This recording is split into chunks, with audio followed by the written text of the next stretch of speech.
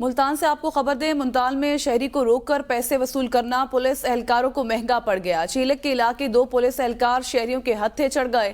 شہریوں نے پکڑ کر خوب درگت بنا ڈالی۔ پولیس اہلکار نے شہری کاشف کو روک کر پیسے بھی طلب کر لیے ہیں۔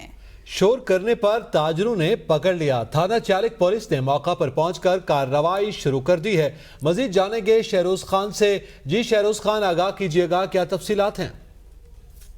جی بالکل، تھانہ چیلک کے علاقے میں یہ واقعہ پیش آیا ہے۔ 2 پولیس اہلکار جو ہے وہ شہریوں سے پیسے وصول کرتے ہوئے شہریوں کے ہتھے چڑھ گئے۔